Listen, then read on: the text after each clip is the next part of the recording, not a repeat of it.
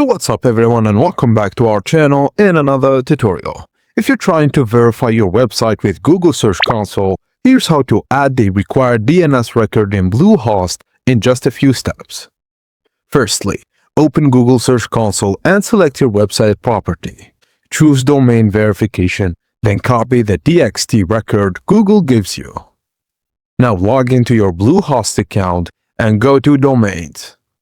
Select your domain and open DNS settings or DNS record. Now, click Add Record to select txt.